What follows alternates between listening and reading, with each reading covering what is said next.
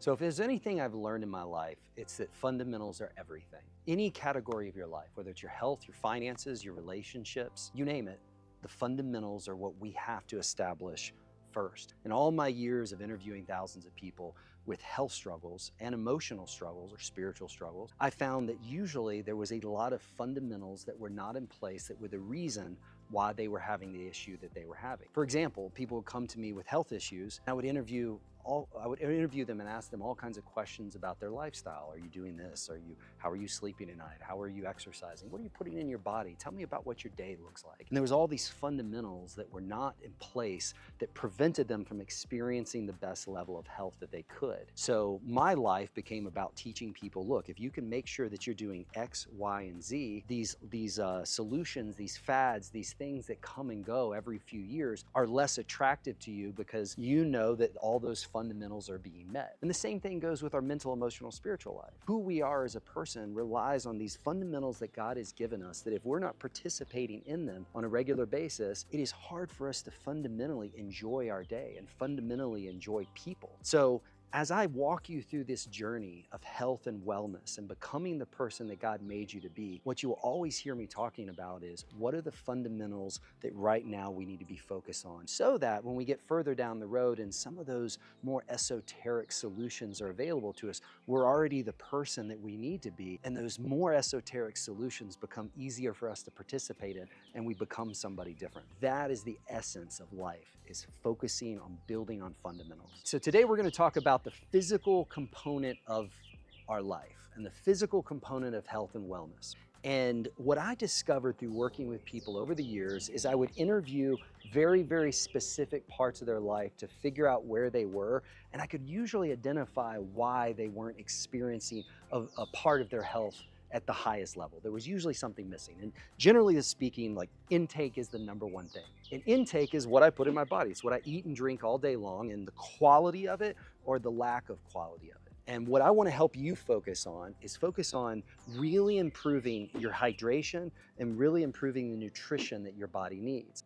In addition to that, removing the things that get in the way of that. Because in today's world, it didn't used to be this way, but in today's world, there's all kinds of things, some things that we think are healthy that aren't healthy, and some things we just happen to know are not healthy, but we still manage to consume them. So at the end of the day, what your life needs to look like is it needs to look like nutrient-dense food that satisfies you and helps you look and feel your best, gives you the most energy, and gives you the most sense of well-being when you eat that. One of the things that I really like to focus on is with people identifying the macronutrients that they need. So if we all agree that nutrition is what gives us life, then the next step is how much of certain fats, carbs, and proteins do I need in addition to all that? And the reality is depending on your age and your activity level, that's going to change a little bit. The more active you are, the more muscle mass you have, the more protein you need. The less muscle mass, the less active you are, or the different type of exercise that you do, you can function a little bit more with carbohydrates. But the average person needs about their amount of, in actual protein grams, they need their body weight as far as that goes. So that's a good starting point. And then as far as like vegetables, we like the nutrition that is in there, getting those vitamins, minerals, enzymes, fiber, all those things that our body was designed to give us energy and to help us feel good and to make sure all of our cells are working the right way. If we get that good protein to sustain us and then we add the nutrition with it, that is the ideal type of nutrition that our body needs. Another thing to think of when you think of nutrition too is that you get your calories and they give you energy and they make you feel good, and that caffeine is not your source of energy. Caffeine can be used as a nice adjunct to get sort of boost us in using small quantities, not heavy quantities, but small quantities with nutrition that is keeping us afloat and giving us great energy. So I highly recommend a diet that is loaded with nutrition, lots of good vegetables, high quality protein. And I usually recommend with protein, I recommend a variety of protein. If you're using animal sources, I recommend having a variety from bison, beef, grass-fed beef, to organic chicken, to fish, turkey, the varieties out there, so your body's not getting the same thing over and over and over again. It's got an opportunity to just adjust to new things with new sources of nutrition. So we use those, and then we use organic vegetables to go with it.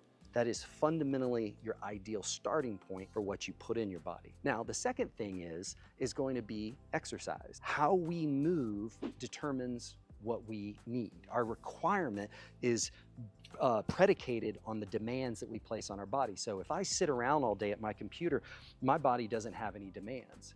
However, if I go out and I exercise and I move, my body constantly needs to be replenished. And when I sleep at night, my body wants to repair itself. One of the biggest issues as people get older is they lose muscle mass and their demands keep going lower and lower, and their body adjusts to that lack of demand. Whereas the reality is, if you can keep pushing that limit and telling your body to keep up with the demands that you're placing on it, you'll sleep better and you will actually crave better food because your body needs that food to keep going. So then the question is, well, Darren, if you want me to move and you want me to have more demands on my body, what is the ideal demands? Well, ideally, some form of resistance training with weights, and not being scared if you're female, not being scared to lift some heavier weight, because in the beginning it can be a little intimidating. The idea of a woman having muscle mass, sometimes the fear is that she will look mannish or that she will appear in a way that she doesn't want to appear. And the reality is that that's not going to happen. The reality is what she's going to have is a muscle mass that will keep her young. It will keep her hormones working better. It will just keep her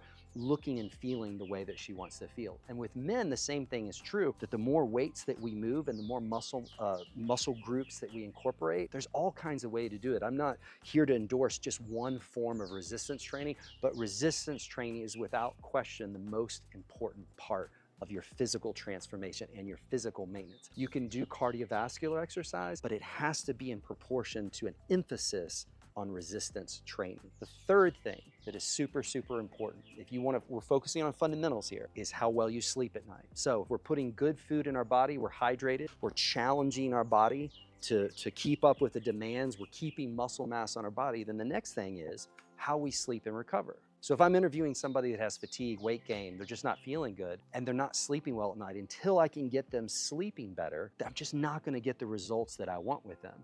So the reality is, getting to bed at the right time and getting that consistent sleep. And this is one of those things where there's so many reasons why sleep can be interrupted, or from children. And this can actually be one of the most challenging things if you have children, is just there's a certain level of obstacles that exist with that, but that's just, that's what we have to work through. But at the end of the day, having a cool room with filtered air, so you're breathing much easier, your breathing is not labored, not a lot of chemicals in your house that make you more toxic while you're sleeping. Not eating right before you go to bed is a big part of it. Not having artificial light all around you that's disrupting your melatonin and your circadian rhythm. So we want to sleep in a dark, cool, dry, clean air room with no electronics around us of any kind to keep this electromagnetic field from being around us, and ultimately entering into a deep sleep as early as we can. That is ideal. That recovery, when you wake up in the morning, your body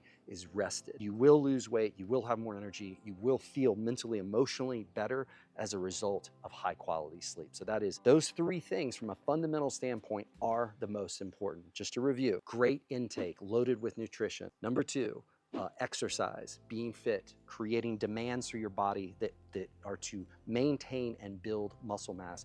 And the third is high quality sleep. And you will, that from a fundamental standpoint, that is what is most important. Hey guys, thanks for listening. This is going to be the beginning of our series on fundamentals, and we look forward to sharing more with you. Hey, go ahead and like or subscribe if you enjoyed this content, and we'll see you again soon.